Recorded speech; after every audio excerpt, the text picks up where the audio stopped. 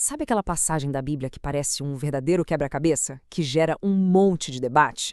Pois é, hoje a gente vai mergulhar de cabeça em uma delas. 1 aos Coríntios, capítulo 2. Parece complicado, mas vamos juntos encontrar as chaves para decifrar o que o apóstolo Paulo realmente quis dizer. Bora lá? E tá aqui o centro de toda a confusão. O versículo 14. Essa frase, ao longo da história, já foi usada para todo tipo de argumento.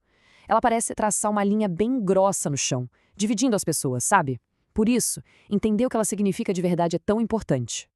Então, a grande pergunta que vai guiar nossa conversa é essa. Afinal, quem é esse tal de homem natural?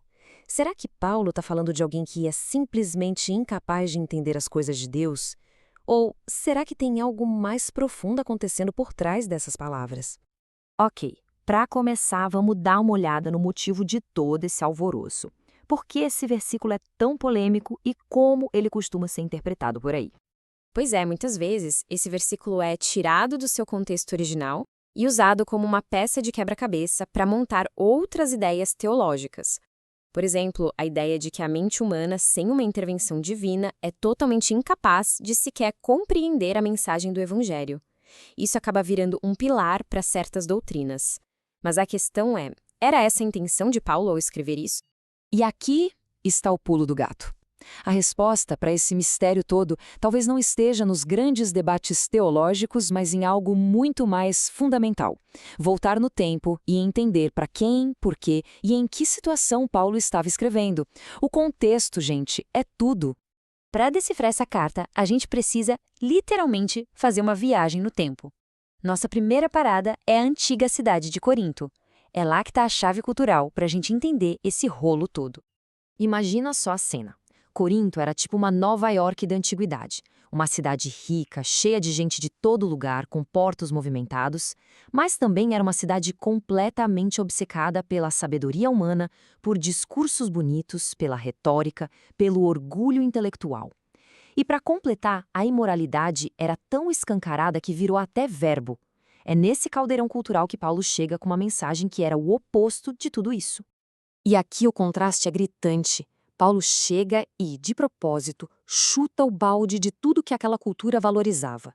Em vez de filosofia complicada e discursos de efeito, a mensagem dele é chocantemente simples, quase uma loucura para eles.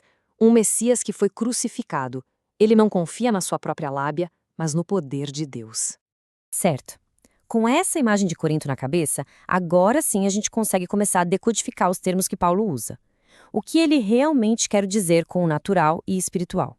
Aqui está o ponto central, presta atenção. O termo grego que Paulo usa, psikokos, traduzido como homem natural, não fala necessariamente de alguém pecador ou mau.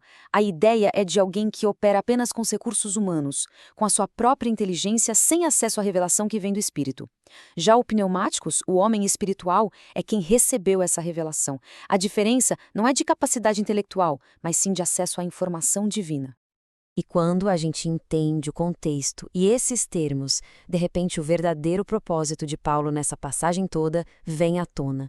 E não é o que parece à primeira vista. Esse é um ponto de virada na nossa análise. O argumento de Paulo, aqui em 1 Coríntios 2, não é uma grande declaração sobre quem vai para o céu e quem não vai. É algo muito mais específico, muito mais pessoal, direcionado para os problemas daquela igreja de Corinto. E é isso. O verdadeiro X da questão era esse. Paulo estava, na verdade, defendendo a sua autoridade como apóstolo. Ele estava batendo de frente com os críticos lá em Corinto que davam mais valor aos discursos bonitos e à sabedoria humana. Justamente as coisas que Paulo tinha rejeitado. Vamos seguir a linha de raciocínio de Paulo. A igreja estava toda dividida, com panelinhas seguindo líderes diferentes. Aí Paulo chega e diz, olha, a mensagem que eu trouxe não veio da minha cabeça. É um mistério de Deus que foi revelado pelo Espírito a nós, os apóstolos. Então, nesse contexto, o homem natural é qualquer um que não tem essa revelação apostólica. E o homem espiritual de quem ele fala em primeiro lugar são os próprios apóstolos. E esse versículo finaliza o argumento de forma brilhante. A palavra-chave aqui é nós. Presta atenção nisso. Paulo não está dizendo que todo e qualquer cristão, de forma automática, já tem a mente de Cristo. A afirmação dele é muito específica e poderosa. Mas nós, se referindo aos apóstolos, temos a mente de Cristo. Ele está basicamente dizendo que a revelação que eles trouxeram é a própria mensagem de Cristo, e por isso ela não pode ser julgada pela sabedoria humana. Certo? Então, se o argumento principal de Paulo era sobre a autoridade dos apóstolos, como é que isso se aplica à nossa vida hoje? Essa é a pergunta que fica. Se a revelação que os apóstolos receberam está registrada para a gente nas Escrituras, como é que nós, hoje em dia, podemos viver como pessoas espirituais que têm acesso a essa mente de Cristo? Bem, o princípio fundamental continua valendo. Primeiro, a nossa compreensão das coisas de Deus não vem da nossa própria inteligência, mas da ação do Espírito. Segundo, o centro de tudo continua sendo a mensagem da cruz, por mais simples ou louca que ela pareça. Terceiro, a gente precisa reconhecer que o Espírito vive em nós e isso muda a forma como vivemos. E por último, viver no Espírito é um processo, uma caminhada contínua de transformação.